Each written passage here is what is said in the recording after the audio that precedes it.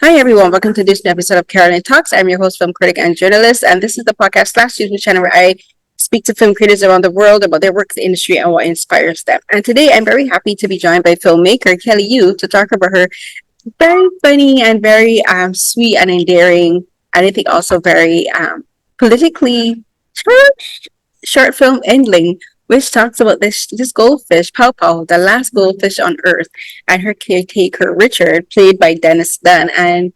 Um and I love this film. It's so quirky, but it's also like if you really pay attention to the themes that you're discussing, you talk about global warming, the effects of global warming. You talk about economics, inflation. Things that these are things that Richard mentions, but he also talks about wanting to be survived by someone. Like about family. What is a family? Who do we consider ourselves to be family? But I think most of all, like who is considered to be worthy of existing in society. But we're going to get into all of that. But thank you so much for joining me today, Kelly. Yay. Thank you for having me. So happy to be here. Thank you. So talk to me about Endling. So Endling is your second short film. Your first short film was a film called Plum Wars, which I'll also get to talk about because I kind of see similarities in both stories. But talk to me about how you got into filmmaking. Yeah. So I am originally from New Orleans, Louisiana. That's where I grew up. Both my parents are in STEM. They're Chinese immigrants who came to America pursuing their American dream. So for the longest time growing up, I didn't even think filmmaking was a viable career or something that I could do. When I went to film school eventually, I was surrounded by so many classmates who said they grew up on film. Their parents fostered a love for cinema, and that was something that was very foreign to me.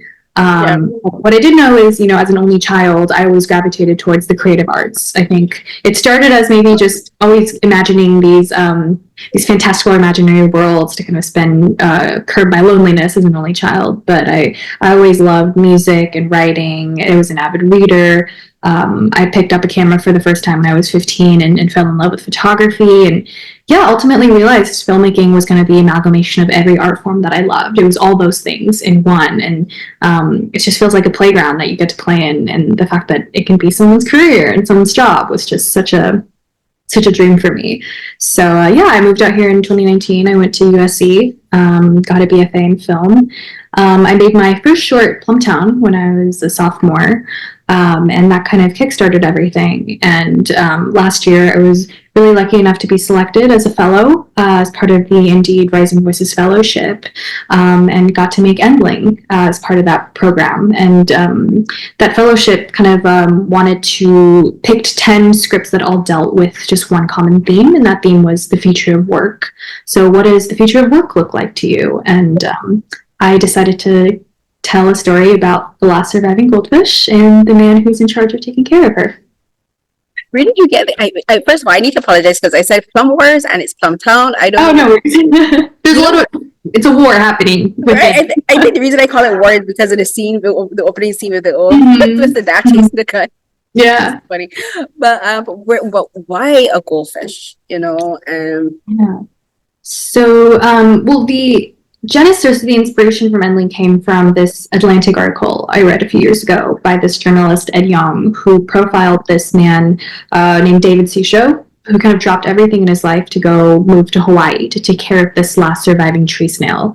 His name was George, and he was the last survivor of his species. And so that's how I came to learn about in Endling and the Endlings that have been throughout our history and kind of what that symbolizes.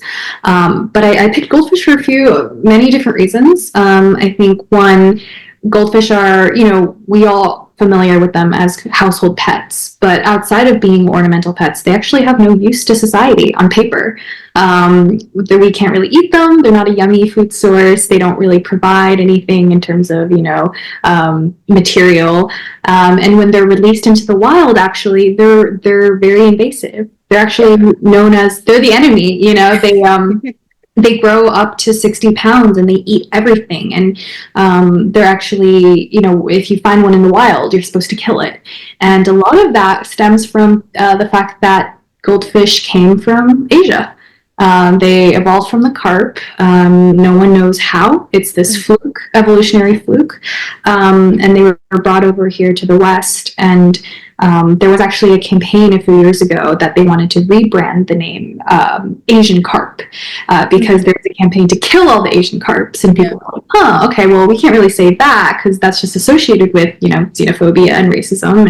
And so, yeah, and, goldfish, just through doing research, they're prevalent. The reason why they're so hardy and have been able to survive all these centuries is because they've been spread around the world.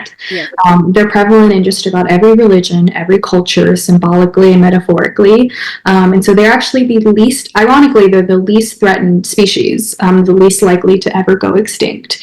So I'm really interested in that irony and in that juxtaposition. And so what if we took an animal or a species that was the least threatened and likely to go extinct, and what would happen if they did, and what would that look like, and what are some of the reasons why that would happen?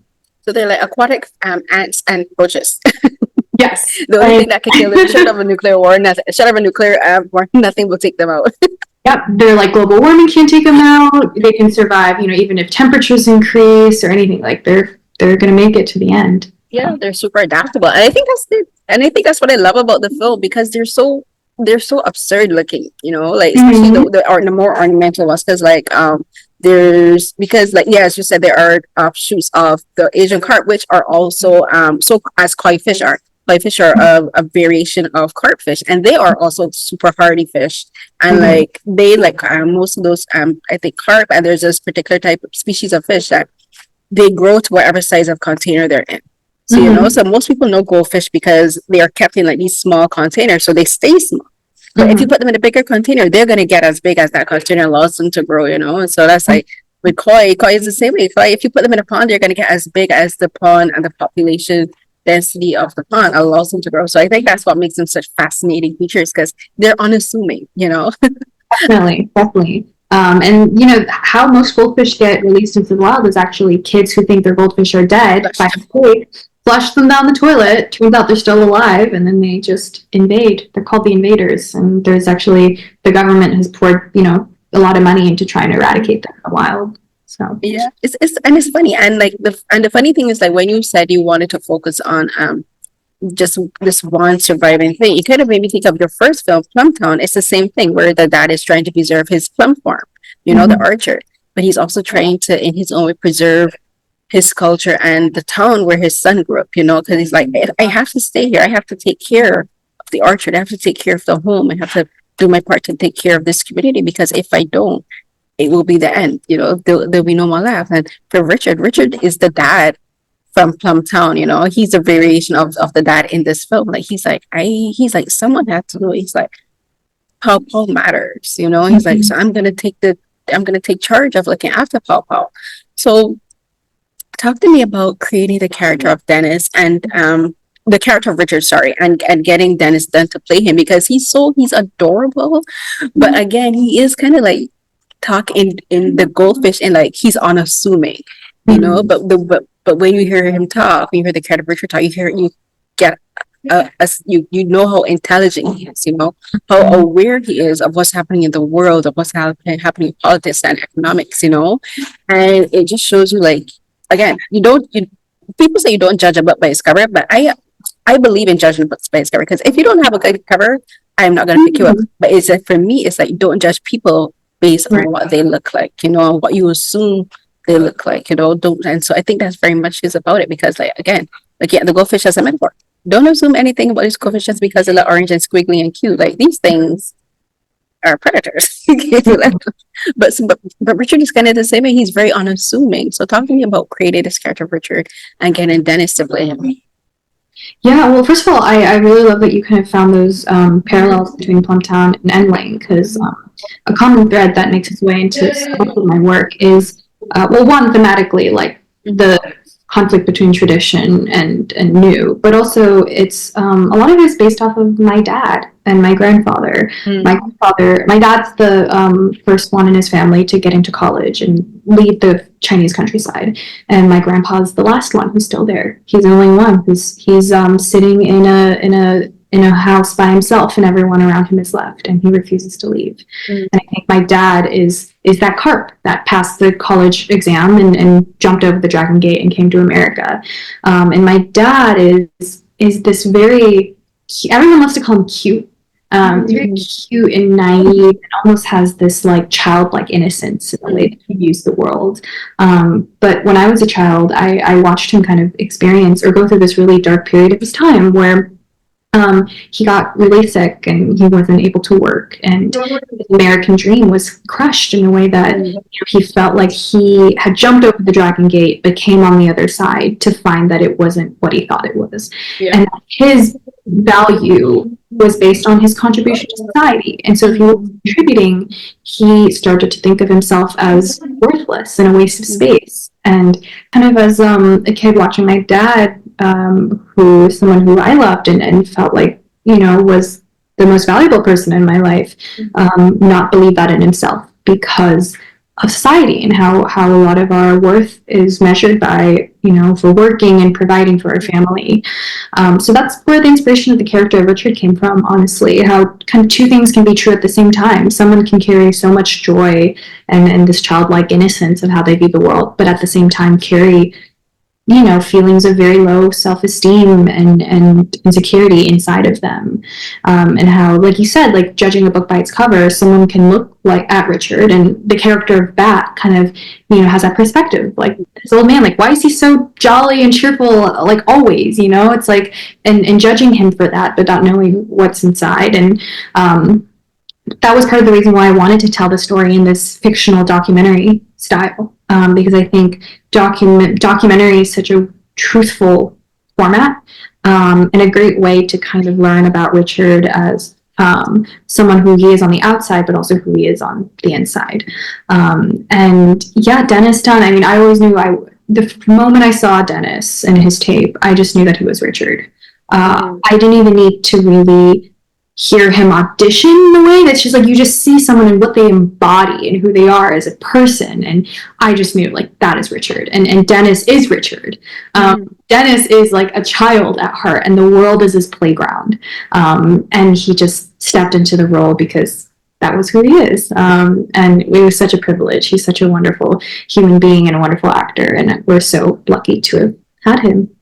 Yeah, no, I think he's perfect for a role like that because the character of Richard is someone who not only embraces life, and is able to see the joys of life, but also, as I mentioned, the character is very empathetic, and he's empathetic towards Pao Pao, to this goldfish that other people are discarding, people the fish that the reason she's the last of her kind is because people went around trying to eradicate the others, or they were negligent in taking care of them. And so he's like, I have this one precious thing, it's the very last thing, and it matters, like he's like, it matters that she exists, and like he references like the panda conservatories in China where like the people they don't do it. I don't think they do it don't do it much anymore, where like the caretakers, or they would call them the panda nannies, would dress up and like dress like the pandas so that the babies, once they're grown, like they could assimilate into like panda culture with like the older pandas.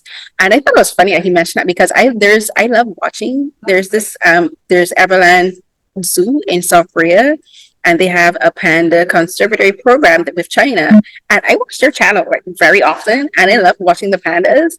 And so when he mentioned that, I'm like, I get it. But the thing is like these caretakers, they love these pandas, like they talk to them as though they understand what they're saying. And I'm the same. I talk to my dog as though she understands because I know my dog understands. She pretends she doesn't, but I know she does. And so he has the same relationship with Pao Pao. He talks to her because he believes that she understands him. And the reason for that is that he doesn't diminish her value. He doesn't diminish her presence just because she's a fish. And the broader metaphor for that is like in talking about immigrants, and I have to talk about the red string of fate a little bit because just before this interview, I interviewed a Chinese Canadian filmmaker. Her name is Carolyn, and she has a documentary that's premiering here in Toronto at the Toronto Asian International Film Festival, and it's talking about the Chinese exclusion out of Canada. And we talk about kind of the same thing where like immigrants, whether they're of Chinese descent or from other countries, aren't seen as truly valuable to like North American culture, society, as because they're saying you're an immigrant, so you don't really matter. But it's like, but you do, like you matter, and and for Richard, he has this kind of this. He understands Papa because he has the empathy, because he thinks that people didn't value him because he's an Mhm. immigrant, and he's like, but I matter, so therefore she matters. And so, Mhm. talk to me about those themes, the empathy and understanding that a fish could matter as much as a human being because each life is valuable. I say this as a person who eats fish, but yes. We don't eat goldfish because they don't taste very good. Yeah, I mean, I think it's that a long-standing philosophical debate over is our value, is human life, is our value, is it intrinsic, or is it based on our value and our contribution to society? And I think with immigrant, or at least second generation children of immigrant, it's always that pressure to be a doctor, right? Be a doctor, be a scientist, pursue higher education, make yourself valuable to society, because that's what we, as my immigrant parents, we had to do that for us to even be able to come here. And yeah, and Endling explores just like if you, as a fish, right, the last serving goldfish, who is being told by society and everyone around you that you have no value, you do not contribute anything, and you are just existing, and you're taking up space and resources. I wanted to explore that idea of like, is your value determined by what you put out into the world, or is it by how you affect the people around you? Similar to the theme of what we leave behind when we're gone, who will remember us. Is it our contribution and our legacy? Is it what we've done while we're here? Or is it also the people who will remember us, even if it's just one person? And that's what I wanted to explore. And ultimately, what I wanted to say is it is not just your contribution to society and the work that you do here. It is, you will be remembered, and your legacy will be remembered by the people who knew you. And for Pao Pao's sake, if you ask a scientist, is this goldfish valuable? They may say no. But if you ask Richard, hey, is Pao Pao valuable? He'll say this is the most valuable fish in the world because she is valuable to him, and therefore that is her value. And so that's something I wanted to explore. And in a way, it's something I wish I had the words to say when I was a very young child, watching my dad go through that, and I always felt like I didn't know what to say. And in a way, Endling kind of became my response now, 10, 15 years later, of the things I wish I could tell my dad when he was going through that and feeling like we didn't value, or he wasn't valued, or he was a waste of space. Because you should never hear, it's heartbreaking to hear a loved one who you value so much genuinely think that they're taking up precious oxygen and resources from other people who are more valuable than them. And I think it's a very heartbreaking notion to have and to watch someone go through. Yeah, because society tells us, and I'm very familiar. I'm not Chinese, of course, but I'm from a culture where like you have to get a job. Like as soon as I graduated from secondary school at 16, and I graduated. My graduation ceremony, everything was a Saturday night, and I started working at a daycare nursery the Monday. But even before then, I had jobs like during summer and Christmas vacations. I was 14, 15 years old. And that's because we're taught like to be valuable, you need to be working, contribute to Mm-hmm. society. And it's just like, why can't I just live my life as a teenager? But Mm-hmm. but it's even just for like people our age, like I'm 41 and like you're in your late 20s or 20s. I'm in my early 20s. Right.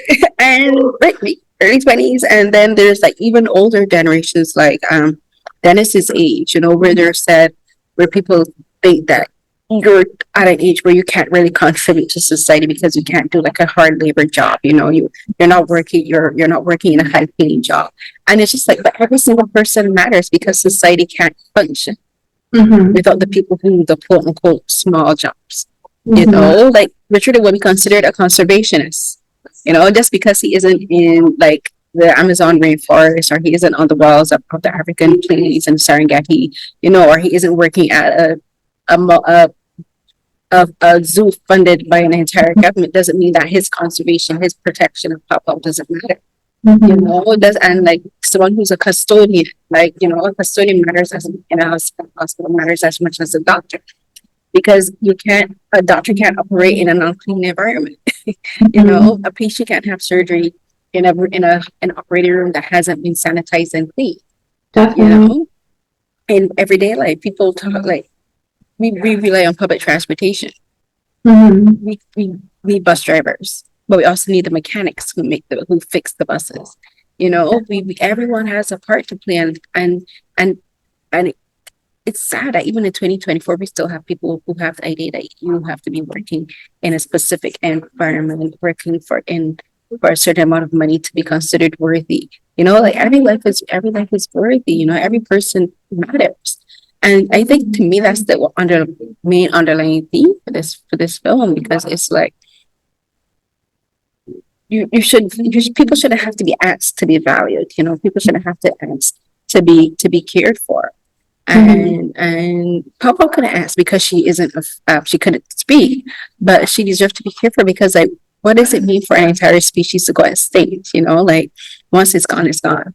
And then that beauty that they add to society is gone forever. And I think the film really does also talk about that. About preservation. They ask about what is value, who deserves to be valued, but I think it also talks about cherishing what we have before it's completely gone. Like, and it's not just only in animals, but they're people.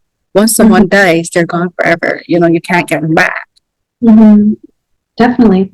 You're spot on. And so everything with the film works partly because not only because of Dennis's performance. As you mentioned, he has this childlike attitude about him, but he's also very intelligent. I want you to talk about, I think, the production design actually plays a part in that, because he's kind of like at a care home where he's looking after Pao Pao. They're in this room, and it's painted blue. We see that he's the one who paints it, and and right in the center of the room there's just the fish tank, but it's an elaborately set up fish tank. It has all these filters, all these sensors, because Pao Pao can't be stressed. I love that scene, by the way, where he comes dressed up as a fish. But there's these colors. The room where Pao Pao is kept is very bright. It has this very bright and a very happy feel, but the world outside is kind of more like washed in more realistic tones. Talk to me about the production design, because the production design, again, I think informs not only the story but really helps us to understand who Richard is when he's with Pao Pao, who he is and who he is when he's not with her. Because I think his temperament changes. Mm-hmm. Yeah. Well, first of all, we had an amazing production designer. Her name was Annie Becker, and she was so great in bringing the world to life. But a lot of what we talked about, is, well, we were very blessed to have an amazing location. We shot in an estate in Silver Lake called the Paramore Estate. And thematically, I wanted a place that was, on the surface, not meant to be what it is supposed to be. In a way, satirizing kind of the negative aspects of certain wildlife conservation groups, where sometimes it is more about the facade and it is about the exterior appearances and the donations and the galas that sometimes overshadow the real. A lot of endangered species don't qualify for that kind of money because they've been deemed, less cute or less charismatic. And I wanted to kind of subtly shed light on that. And yeah, it's kind of the frontward facing, the upstairs level, which is used for meetings and fundraising events, where Richard doesn't belong. He's literally kicked out, for fermenting shrimp that's too stinky, or for, interacting with the wrong types of people, the scientists, the front-facing, company representatives. And the real location, the Paramore Estate, historically really matched that a lot. It was originally home to a very wealthy oil heiress who passed away in a car accident. And since then, it has just taken so many different forms. It was a boarding school for girls. I think it was at some point like a hospital or like an insane asylum. And then it now is used as a hotel and a place for like events and shooting. But it's really that basement where Richard and the other kind of undesirable endlings have been relegated to, that is where he's kind of found his home. And created this sanctuary away from the world, and in a way kind of taking control of kind of the home that he always wanted, and really carving out this place for himself amidst this larger world that has rejected him. So in a way, it's how he's not allowed to really be in the upstairs level. I kind of wanted to metaphorically represent how society has rejected him in a way. It has literally relegated him to the basement, like the bottom rung of, the tier. But despite that, has created this beautiful home for himself and for Pao Pao. So yeah, I mean, talking to Annie, and so much of it was already there with the location. The taxidermy animals, to everyone's surprise, came with the place. But it was really transforming this apartment that was this very grungy, very, very dark basement location that they really just transformed into Richard's oasis.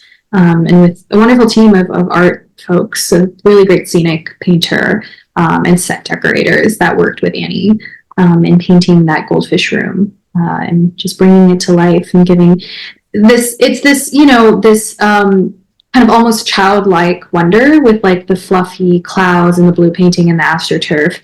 But if you look closely, there is still an artifice to it. So no matter, Richard has tried his best, but within the beauty, there is also this solemn, reality, which is that the room has no windows. The window he put up is actually literally fake. And the machines are always going. And so it's this kind of, this mix between beauty and artifice, which is something I was always very interested in.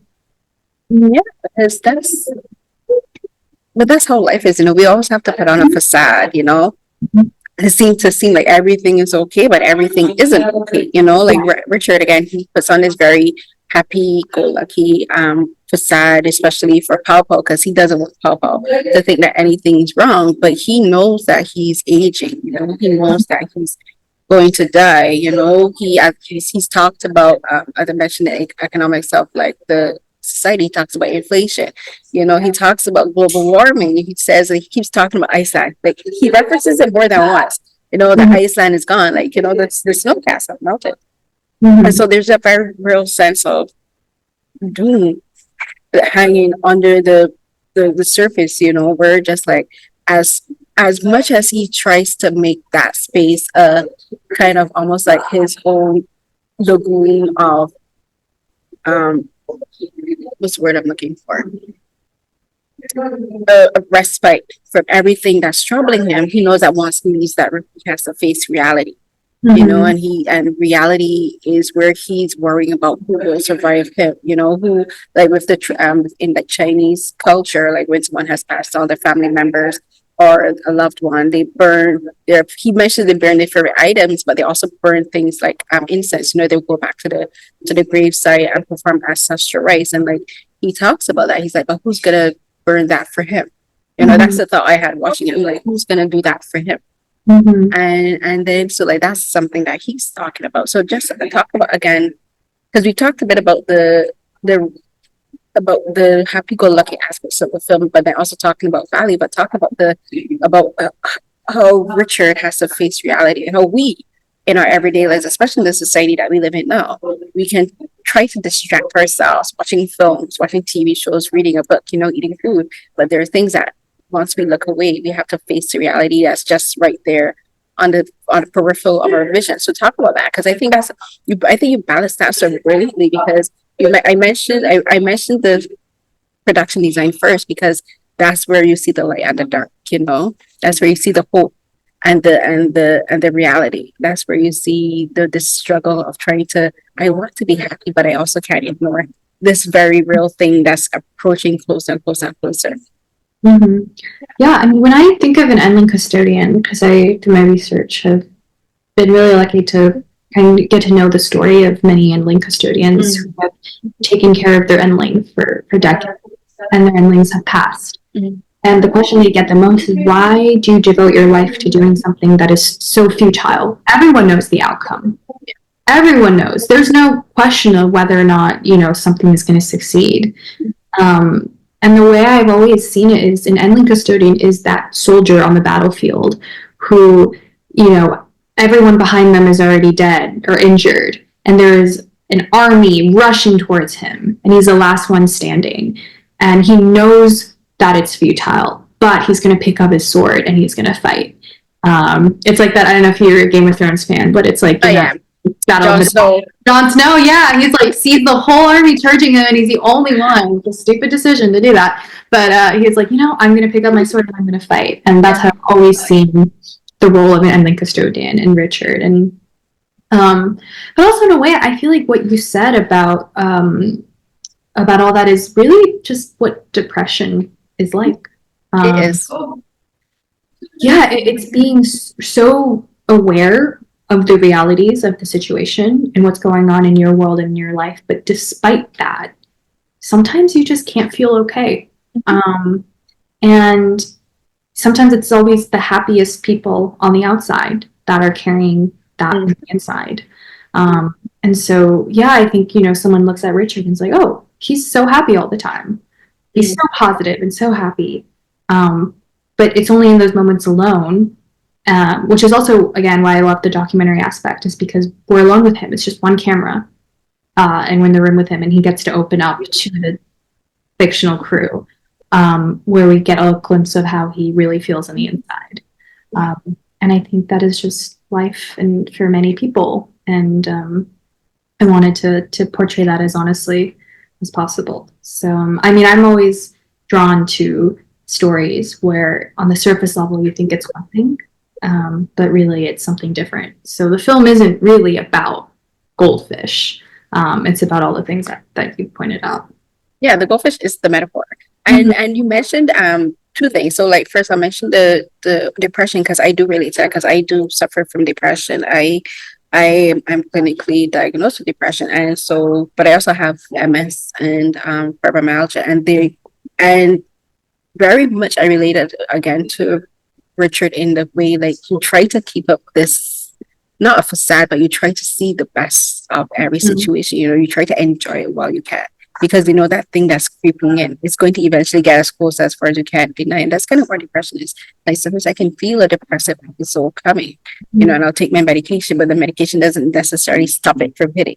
It doesn't stop it from there, but it's just that you see it coming, but that's where the anxiety and a lot of the anxiety comes from because you see it coming and you can't avoid it, and so the film really does capture that where it's like, for me, I always say depression is kind of like, it's kind of like being underwater and trying to swim up. You can see the light, you can just see it, but that sometimes you're right at the surface of the water, but you just can't break through, right? And so that's where again I saw the metaphor of the water, like with the moon. That's where Richard is able to break free from the depression. But when he goes out, that brightness, that's where like the reality creeps in. And that is very much how depression is for me. So I related a lot to that. And you mentioned the scene with Jon Snow where like, you said like the ending caregivers are like the last soldier on the battlefield. And I kind of thought of that, but you thought of Jon Snow, but I actually didn't think of Jon Snow. I thought of there's a film called The Last Samurai with Ken Watanabe and Hiroyuki Sanada. And right at the end of the film, Ken Wantanabe is Tom Cruise is there, but I'm not going to mention him because I'm like, say the white man is the last fighting samurai in a field. But Ken Watanabe is there. And as he's dying, he looks up and he says, they're beautiful. They're all beautiful. And what he's referring to is cherry blossoms because there's a theme in the film where he has this cherry blossom tree in the yard in his home. And every time he looks at it, he's trying to figure out which blossom is the most beautiful blossom. He's like, what makes a cherry blossom truly beautiful? How do you find the perfect one? He keeps looking for the perfect blossom and he can't figure it out. And it's only right up until the end. As he's dying, he gets to the revelation like every blossom is beautiful. Each one is beautiful in its own way, And one of the reasons he was struggling with that because he was fighting so hard, to like hold on to his culture because this was when like the Europeans and the Americans were like starting to encroach into Japanese culture and society. So he was trying to figure out how do I hold on to the beauty that is Japanese culture? So the cherry blossom is a metaphor for that of like saying my culture is beautiful. Like yes, Japanese people matter, our lives matter. We shouldn't be eradicated by the colonizers, And so like you mentioned Jon Snow, but I thought of that film actually because it's saying like Pao Pao is that last cherry blossom. She is beautiful. She matters because she simply is. And like Richard matters because he simply is. Like because like there's the character back you mentioned who's an ichthyologist, who's someone who studies fish, and she dismisses Richard's knowledge of Pao Pao, and instead of like going to him for advice and instead of going to him as the person who knows this fish and who knows goldfish, better than she does, she dismisses him because she's like, oh, you're not as educated as I am, like what you're doing is not as important as I'm which is trying to use Pao Pao to look for some genetic clue into preserving humanity, for doing human genetic engineering. And again, it's just like, again, it's like people dismissing someone's value because they don't think that they're worthwhile to their cause, to their own life. She's like, you can't help me, so therefore you don't matter to me. And I drew the reference to the Last Samurai because that is what it's about. It's like I shouldn't have to be of use to you personally to matter to you personally. A cherry blossom shouldn't have to be beautiful to you just because you decide that it's beautiful. It is beautiful just because it is. And I love your film for that reference, for just reminding me, to like enjoy the beautiful things, the small things. If there's a goldfish or a flower, or the work that I do, even when it's frustrating. Being a film critic can be like very frustrating. Your film kind of reminded me like, hey, I need to enjoy preserving what I'm doing, enjoy what I'm doing because it matters. It may not matter to someone, but it matters to me. So that's all that matters at the end of the day. Yeah, definitely. I mean, there's this Chinese proverb, this story that kind of exemplifies everything that you just said, and it's kind of about this one tree in the middle of a forest, and it's the ugliest tree. It stands out. It's too tough to be, cut down and turned into timber. Its bark is too, ugly to be, or invaluable to be turned into wood for ships. And so this tree thought it was the most useless tree in all the forests. And he watched as all the other trees around him were cut down and used for boats and for houses, and they bore fruit. This tree didn't bear fruit. And the story just ends with the tree realizing that, despite that, I haven't been cut down because of that, because of those things that I perceived as negative. I'm the last tree standing, and I'm going to continue to grow. And I think that was just, kind of encapsulates what Endling is about. Yeah, his imperfection saved him. Mm-hmm. And I think that's a beautiful way. I've never heard of that proverb, that particular Chinese proverb, but I'm gonna look that up. Maybe I should print it out and put it on my wall to remind me of something. But thank you so much for sharing that with me, because now it's another way to look at how, like, saying just because someone doesn't value you doesn't mean that you also be the last survivor. But thank you so much, Kelly. Thank you so much for talking with me. And thank you so much for making a film like this. And to Dennis, I don't know if you'll ever watch this, but I loved your performance and I love what you did with the character. I'll pass it on. Thank you so much. Thank you so much. Thank you so much for taking the time. I especially considering yesterday and like technology trying to like bite my moment again today. Like, I appreciate it. Of course, and I really appreciate this being such a thoughtful interview. I love when it's a conversation versus, you're a great interviewer, and I really loved our conversation. I could talk about this for hours with you. So, thank you. I could even talk about Plum.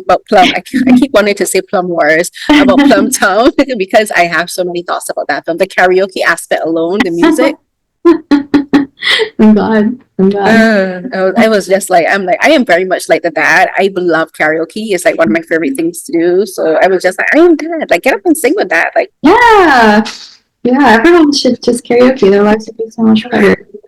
Very true, very true. But thank you again so much, Kelly. And I hope you have a great day. And I hope you have. Maybe one day we will get to meet each other again. And I'll look forward to whatever film. Are you working on any films currently, or you're just like dealing with this one and like the festival? I'm developing some longer projects, and hopefully directing and getting into episodic TV directing. So we'll see what next year brings.